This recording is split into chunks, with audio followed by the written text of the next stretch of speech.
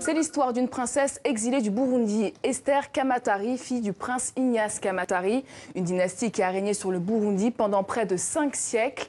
Esther a vu le jour le 30 novembre 1951, une enfance heureuse au palais, une vie qui bascule en 1964. Son père est assassiné, elle n'a que 13 ans, fin de la monarchie, début de l'exil.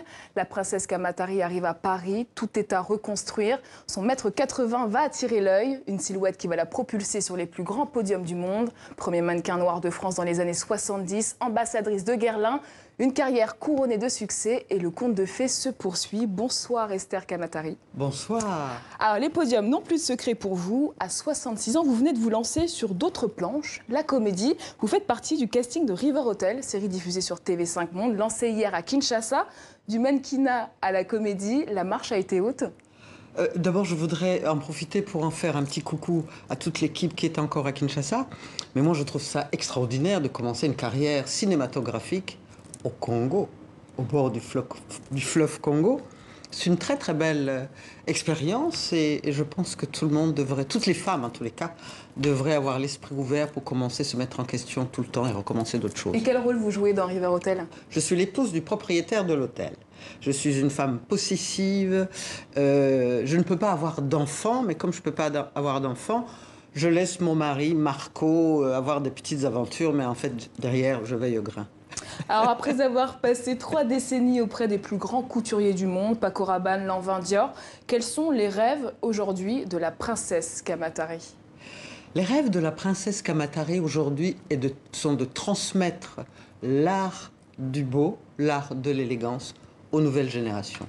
Et c'est d'ailleurs ce que je fais chaque année depuis plusieurs années maintenant à Montfermeil, à Clichy-sous-Bois, à Kinshasa, à Bamako, à Abidjan, d'apprendre aux jeunes filles surtout, l'art. Et puis surtout les informer sur le fait qu'être mannequin, c'est pas un passe-temps, c'est un métier qui est très difficile et qu'il faut donc qu'elles s'entraînent, qu'elles aient les clés. Qu'est-ce que vous voulez transmettre, vous, particulièrement à ces jeunes femmes? L'élégance, L'élégance, bien sûr, le respect, bien sûr, et surtout de savoir que c'est un métier, d'abord qui a un temps imparti, vous ne pouvez pas être mannequin à vie, et donc pendant ces années où vous avez la chance de pouvoir travailler, le faire très sérieusement et être pointu sur certaines choses, être à l'heure, se mettre en retrait. Lorsqu'on porte un vêtement, on se met en retrait de soi par rapport au créateur qui vous a confié. Donc il y a plein de petites choses comme ça qu'il faut apprendre. Est-ce que petite, la princesse avait imaginé devenir mannequin?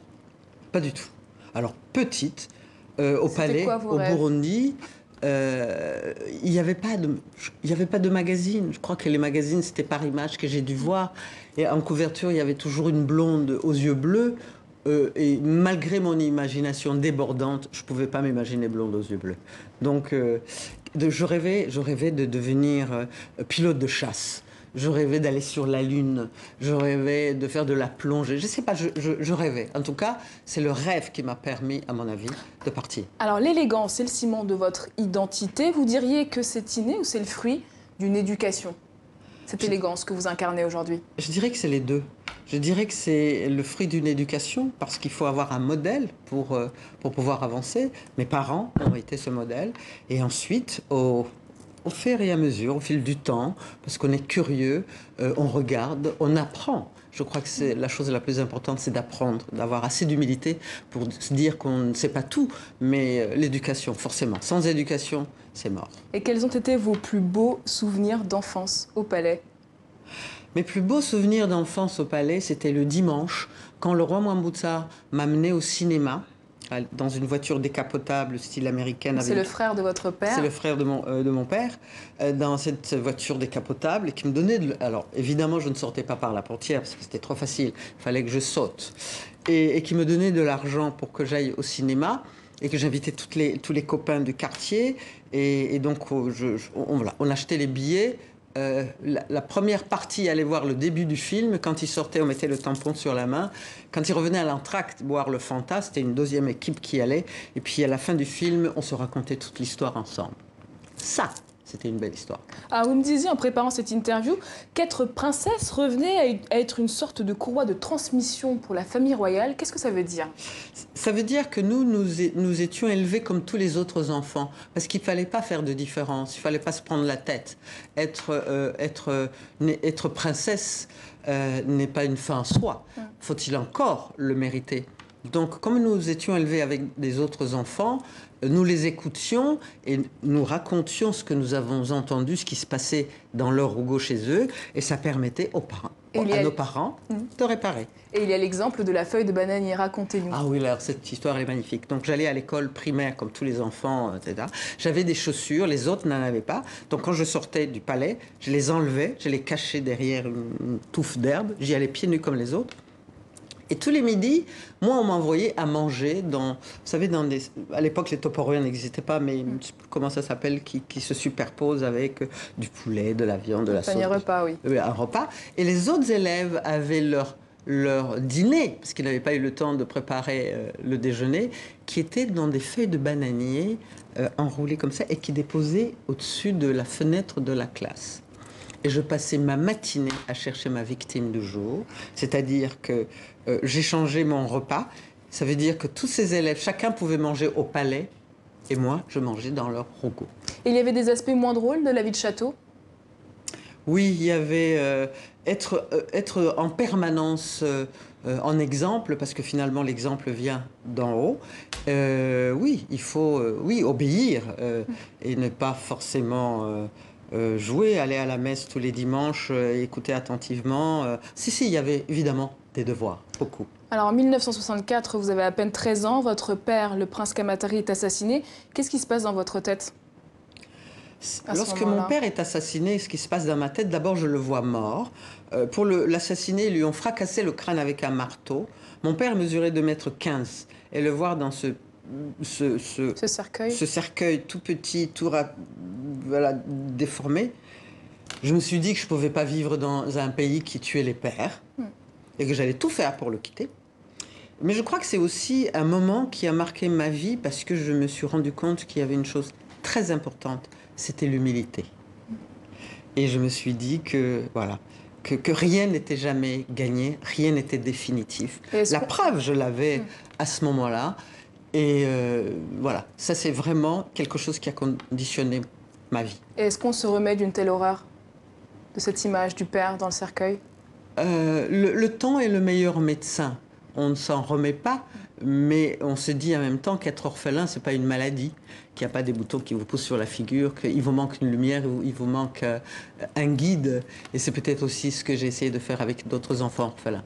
Alors c'est à 17 ans que vous débarquez à Paris, sans argent, sans contact. C'est dur pendant 2 ans et c'est une rencontre qui va tout bouleverser. Cette rencontre, elle se déroule dans la rue. Racontez-nous. À l'aéroport, au Bourget, parce qu'à cette époque-là, l'aéroport international, c'était le Bourget. Donc je sors de l'avion, j'ai suivi tout le monde. J'avais jamais été dans un avion, mais il suffit de regarder et comme ça on apprend.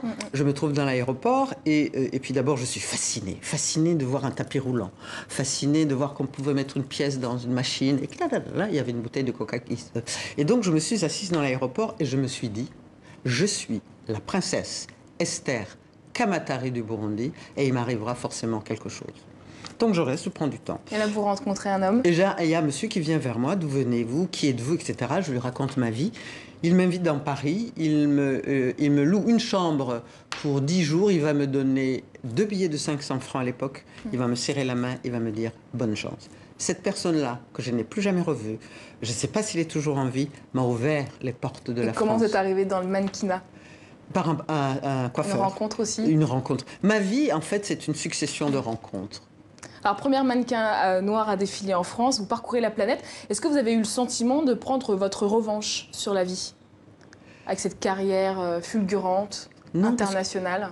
Non, parce que je ne suis pas rancunière. Moi, je n'ai pas la place dans ma tête pour être rancunière.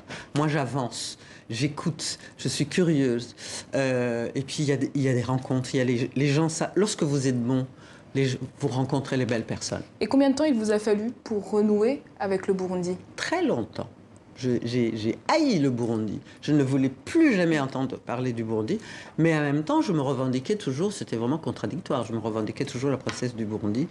C'est ma mère qui m'a reconnecté avec le Burundi. Elle était venue pour notre mariage en 86 et c'est elle qui m'a réouvert les portes du Burundi.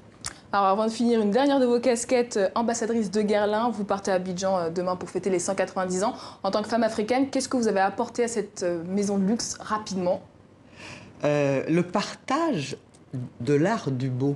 La beauté est universelle et dans cette universalité de beauté, les Noirs en font partie. Merci pour ce beau message, Esther Kamatari, princesse du Burundi. Merci d'avoir accepté de vous livrer sur le plateau de TV.